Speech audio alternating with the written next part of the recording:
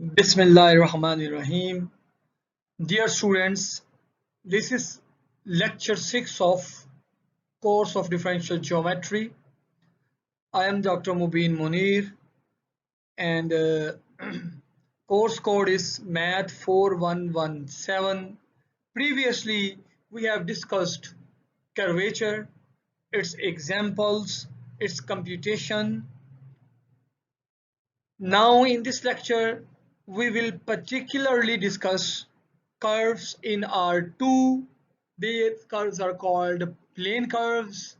We will refine the notion of curvature here and see what is signed curvature and its interpretation, its relation with curvature, some examples and some propositions. Basically इस lecture में हम plane curves को discuss करेंगे। इसके अंदर जो curvature की notion है उसे हम मजीद रिफाइन करेंगे। टर्मिनोलॉजी हम न्यू इंट्रोड्यूस करेंगे जो कि साइंड कर्वेचर कहलाती है। सिंपल कर्वेचर जो है वो एक मैग्नीट्यूड है, वो हमेशा पॉजिटिव होती है। Unlike that signed curvature can be positive, zero and negative as well. हम इसके अंदर साइंड कर्वेचर और कर्वेचर को रिलेट करेंगे, कुछ एग्जांपल्स होंगी और कुछ प्रोपोजिशंस भी होंगी important.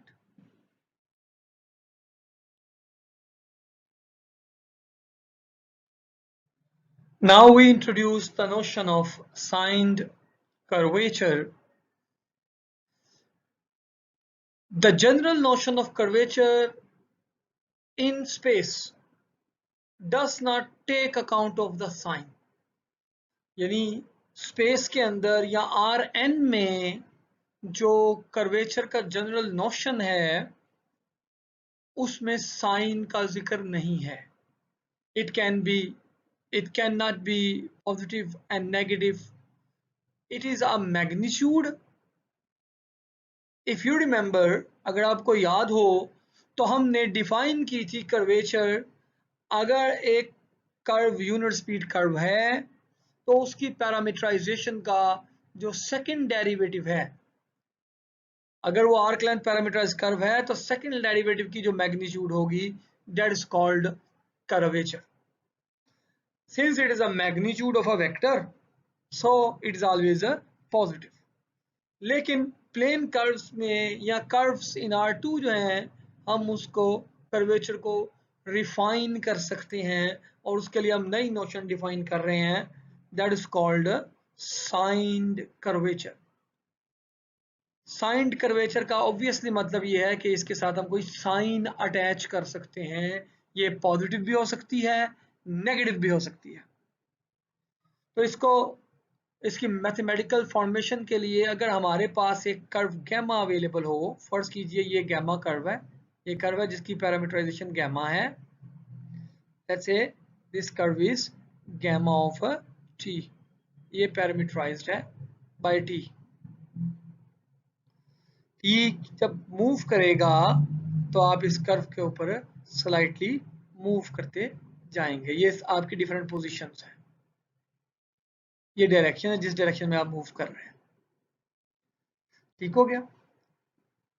If gamma of t is equals to x of t, y of t be parameterization of the curve, then we defined argument theta is equals to is the angle argument of tangent vector of this.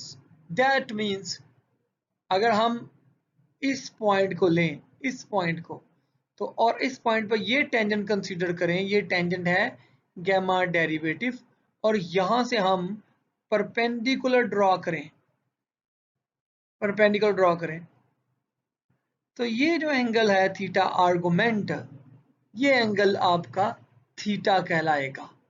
और इस theta का derivative, इस theta का derivative with respect to arc length s जो होगा वो कहलाएगा signed curvature and it is represented by k s. It means, इसका मतलब ये हुआ कि आप ये देख रहे हैं कि आपका जो गिवन कर्व है वो कितनी स्पीडीली आर्क लेंथ के हिसाब से कितनी तेजी से उसका टेंजेंट टर्न कर रहा है। The rate of change of turning angle with respect to this arc length s is called signed curvature। और ये पॉजिटिव कब होगी? पॉजिटिव तब होगी अगर कर्व में टेंजेंट मूव कर रहा हो एंटी क्लॉकवाइज डायरेक्शन में, तो हम इसको पॉजिटिव लेंगे। और अगर क्लॉकवाइज डायरेक्शन में हो ऐसे कर्व हो तो टेंजेंट रोटेट करना चाहता है इन दिस क्लॉकवाइज डायरेक्शन, तो उसकी साइन कर्वेचर नेगेटिव होगी। और जो सीधी लाइन है प्लेन कर्व लाइन, उसकी curvature zero, sign curvature zero होगी। यही बात हम आपको नेक्स्ट फ्रेम में शो भी कर रहे हैं। नेक्स्ट फ्रेम में जो रेड कलर है उसके ऊपर जो टेंजेंट है वो ये है, गाहे बगाहे टेंजेंट। और ये टेंजेंट जो है ये मूव कर रहे हैं इस डायरेक्शन में, एंटी क्लॉकवाइज डायरेक्शन में। सो इसकी कर्वेचर पॉजिटिव है। ये स्ट्रेट लाइन है, इसकी कर्वेचर जीरो है। और यहां जो टेंजेंट होंगे वो टेंजेंट मूव करेंगे इन क्लॉकवाइज डायरेक्शन में, तो यहां की साइन कर्वेचर नेगेटिव होगी। सो ये नेगेटिव, पॉजिटिव, साइन कर्वेचर की ये तीनों वैल्यूज ले सकता है। पॉजिटिव भी हो सकता है, जीरो भी हो सकता है, नेगेटिव भी हो सकता है।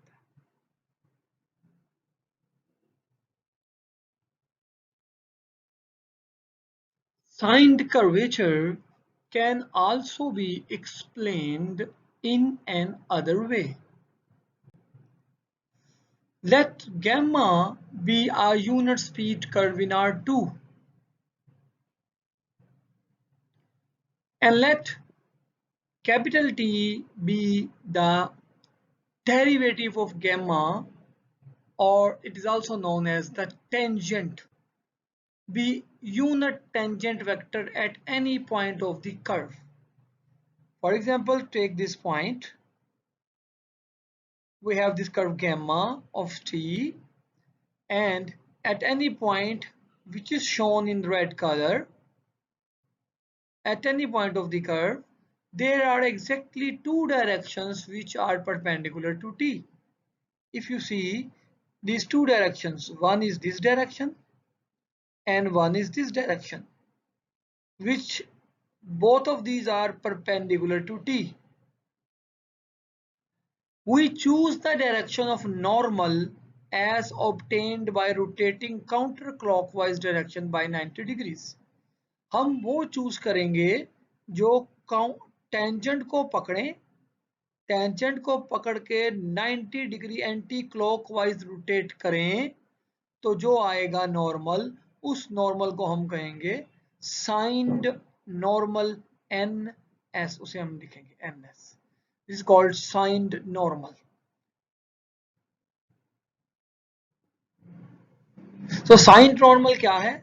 आपका जो टेंजेंट है उसे पकड़िए, 90 डिग्री एंटी क्लॉकवाइज उसे रोटेट कर दीजिए, जहां वो आके रुकेगा वो आपका साइंड नॉर्मल कहलाएगा। वो ऑब्वियसली टेंजेंट के परपेंडिकुलर होगा। ऐसी परपेंडिकुलर दो डायरेक्शन है टेंजेंट की, एक वो जो हमने साइन नॉर्मल चूज किया और एक उसके ऑपोजिट डायरेक्शन में है। और गैमा जो है वो एक यूनिट स्पीड कर्व है। You have to remember this fact. और हमने फर्स्ट लेक्चर में एक फैक्ट याद किया था कि अगर कोई यूनिट वेक्टर है तो उसका डेरिवेटिव उसके परपेंडिकुलर होगा।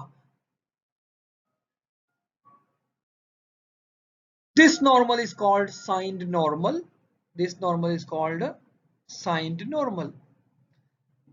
एंड अब ये साइंड नॉर्मल जो हमारे पास आया, ये चूंकि हमने टेंजेंट को रोटेट करके लेके आए हैं, और गैमा और चूंकि हमारा कर्व यूनिट स्पीड कर्व है, यूनिट स्पीड कर्व का मतलब है हमारे पास जो गैमा डॉट है, gamma dot of t, that is equals to 1, equals to its magnitude is 1। यानी हमारे पास जो टेंजेंट वेक्टर है वो यूनिट वेक्टर है। और अगर हम इसका अगला डेरिवेटिव ले लें जो कि ये यूनिट वेक्टर है, तो प्रोपोजिशन जो हमने शुरू में पढ़ी थी वो कि ये जो वेक्टर होगा सेकंड डेरिवेटिव वाला वेक्टर, ये परपेंडिकुलर होगा इस टेंजेंट वेक्टर के।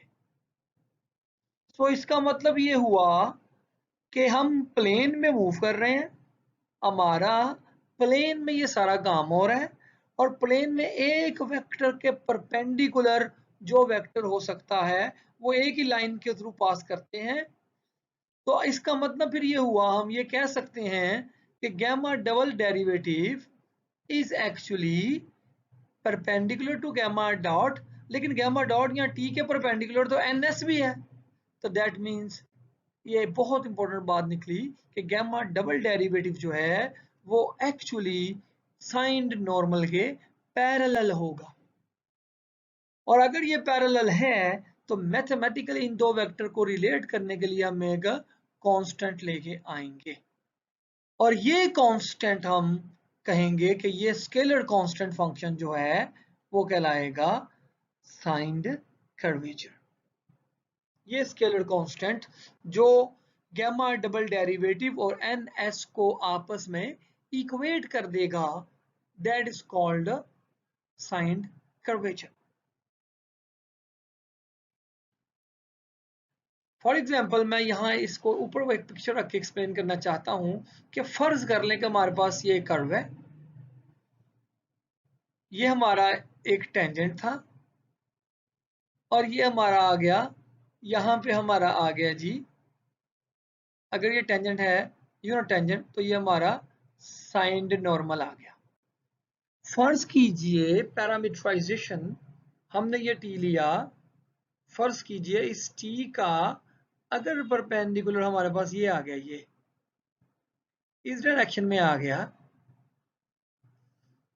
और हमें क्या करना होगा फिर, हमें फिर इन दो वेक्टर्स को कांस्टेंट से रिलेट करना होगा।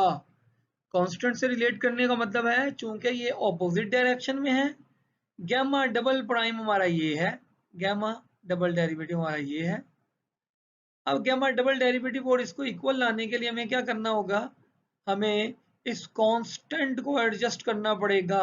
यानी मैं कह सकता हूं कि गैमा इस पिक्चर में double prime is equals to minus, minus mean opposite direction करेंगे, -2 लेट्स से ये डबल है, 2 of N S.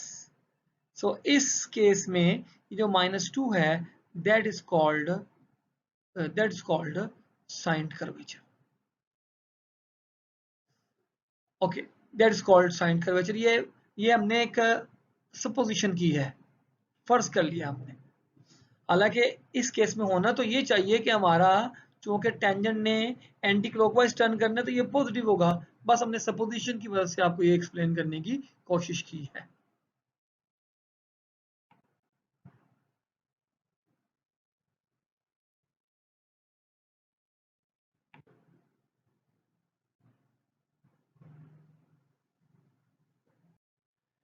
As we have previously seen that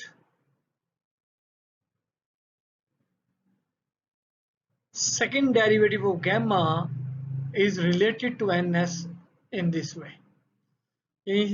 gamma का डबल डेरिवेटिव जो है वो है के एस एन एस। यहाँ ये और वेक्टर है, ये भी वेक्टर है, और ये एक स्केलर फंक्शन है जिसे हमने साइंड कर्वेचर का नाम दिया। अगर हम दोनों साइड्स पर मैग्नीट्यूड ले लें, सो मैग्नीट्यूड अप्लाई की दोनों side, we arrive magnitude of gamma double prime equals to magnitude of ks ns. If you remember, we have defined classical curvature k is equals to the magnitude of second derivative of gamma. यानी gamma के double derivative के जो magnitude था उसे हमने define किया कि वो कर्वेचर है अगर गैमा जो है वो एक यूनिट स्पीड पैरामीटराइज्ड कर्व है। तो हम अगर इसकी जगह हम k पुट कर दें तो ये इक्वेशन हमारे पास बन जाएगी, ये इक्वेशन ये शेप ले लेगी। k इज इक्वल्स टू, चूंकि के एस एक स्केलर फंक्शन है तो इसकी मैग्नीट्यूड का मतलब होगा इसकी एब्सोल्यूट वैल्यू, और ये एन एस यूनिट वेक्टर है तो इसकी हमारे पास मैग्नीट्यूड आ जाएगी या फिर इसका नॉर्म आ जाएगा, ये नॉर्म लेना हमने। But n s is a unit vector तो इसकी मैग्नीट्यूड 1 होगी। सो हमारे पास k equals to k s की मैग्नीट्यूड आ गया। ये स्टेट क्या कर रहा है कि एक्चुअली क्लासिकल कर्वेचर जो है वो साइंड कर्वेचर की एब्सोल्यूट वैल्यू ही है, साइंड कर्वेचर की एब्सोल्यूट वैल्यू है। इट सिंपली मींस कि आपकी न्यूमेरिकली क्लासिकल कर्वेचर और साइंड कर्वेचर सेम होगी, सिर्फ साइंड कर्वेचर में साइन का फर्क होगा। यानी साइन कर्वेचर हमारे पास पॉजिटिव भी हो सकती है, साइंड कर्वेचर नेगेटिव भी हो सकती है, साइंड कर्वेचर, लेकिन जो कर्वेचर आएगी वो सिंपल उसका हमने क्या लेना है, एब्सोल्यूट वैल्यू, यानी कर्वेचर हमें सिर्फ पॉजिटिव वैल्यू ही देगी।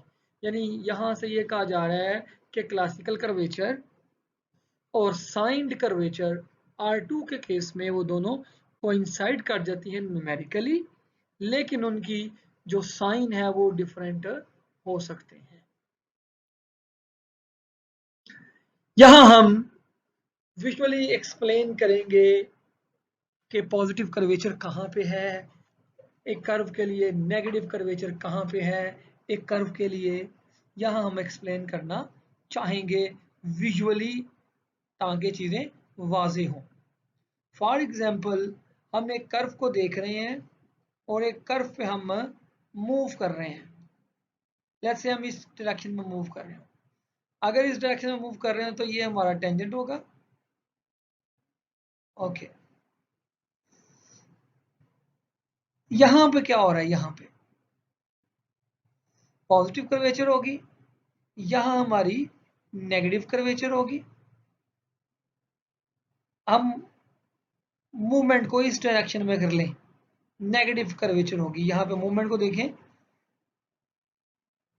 अगर हम इस डायरेक्शन में मूव कर रहे हो, सॉरी इस डायरेक्शन में, इस डायरेक्शन में अगर हम मूव कर रहे हो तो हमारा टेंजेंट ये होगा, इसका टेंजेंट ये होगा, तो यहां पर ये टेंजेंट क्लॉकवाइज जा रहा है तो ये नेगेटिव कर्वेचर की अलामत है। यहां हम अगर आगे मूव कर रहे हैं ऐसे, यहां हमारा टेंजेंट ये है, सॉरी ये टेंजेंट है, यहाँ ये टेंजेंट है, तो यहाँ हम एंटी क्लॉकवाइज टेंजेंट रोटेट कर रहा है, ये पॉजिटिव कर्वेचर है। इस पार्ट में इतने हिस्से में ये कर्व नहीं, ये एक स्ट्रेट लाइन है, यहाँ जीरो कर्वेचर है।